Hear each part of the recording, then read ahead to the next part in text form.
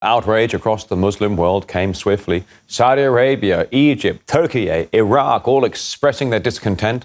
And Russia's President Putin denounced the book burning as a crime.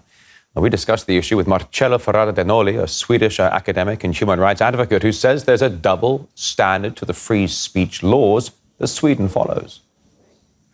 Second time in this year that this shameful act is perpetrated in Sweden with the approval of the authorities. The Swedish government is going to use freedom of speech to approve, an act of this characteristic. When if you are going to appeal to freedom of speech, then you have to be consequent. I mean, then you have to respect freedom of speech or freedom of expression, namely in other spheres of the social endeavor. And then we have, for instance, that the Swedish authorities are not respecting the freedom of speech or freedom of expression from its own population when they go and forbid the Swedish people to listen or to read the news from Russia. That is totally against the United Nations Charter on Human Rights. The excuse of freedom of speech is not tenable because it is contradicting. It's a clear-cut case of double standards.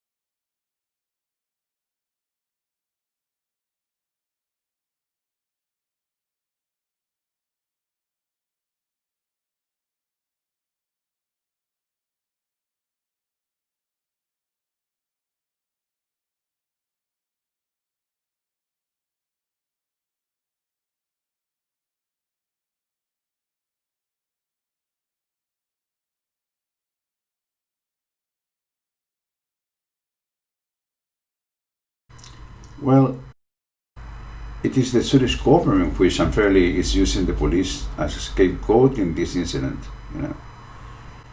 The Swedish Prime Minister just declared that even if not appropriate, the burning of the Koran is legal and that it was up to the police to make decisions about the Koran burnings. But down to the facts, that does not correspond to what really happened there. The police did not want to issue such permit. In fact, they denied that permit in two early occasions, mainly because the arrest that followed the burning of the Quran in January this year in front of the Turkish embassy. İsveç makamlarının buna yetkili olarak bir büyükelçilik önünde bu provokatif eylemin gerçekleşmesini, dünyadaki bütün Müslümanları, dünyadaki bütün Müslüman gençleri sinirlendirecek, dünyadaki bütün Müslümanların canını sıkacak bu işi gerçekleştirmesine izin vermesi kabul edilebilir bir durum değil. Bekle.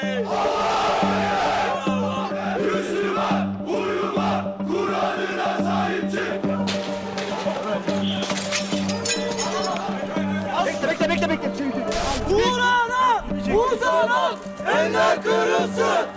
Kur'an'a. So, what happened is that the police sent a request to the court to authorize the police the denial of the Quran burning request. But the Swedish Court of Justice rejected the police appeal and ordered the issuing of the permit. So clearly, this was not a decision taken by a certain police commander in Stockholm. It is instead a direct policy issued by the Swedish authorities, and they were well aware of the consequences.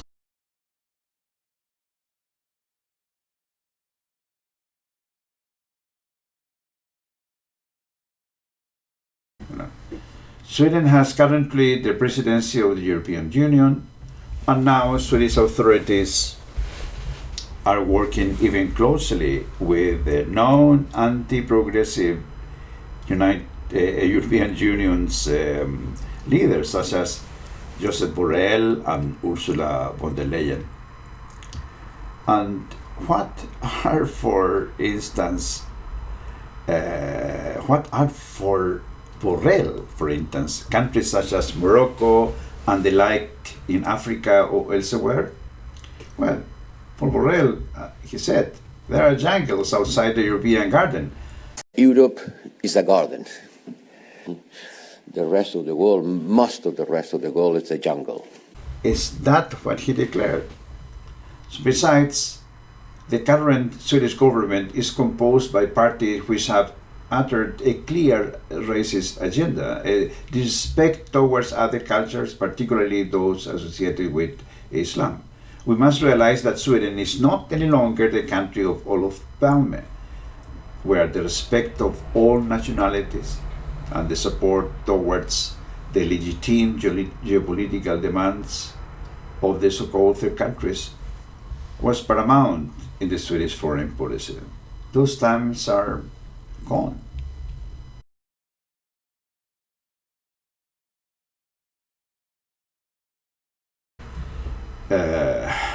Well, that is a very interesting question, but in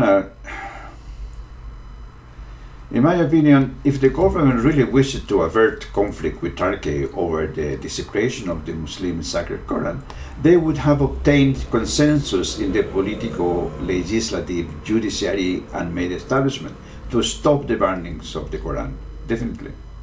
But they did not. And even if they were well aware of President Erdogan's position, because soon after the Danish right-wing politician Paludan burned the Quran in front of the Turkey embassy, President Recep Erdogan told the Swedish leaders something like the following: if you do not show respect to the religious beliefs of the Republic of Turkey or that one of Muslims, you will not receive any support for the NATO proposal from us.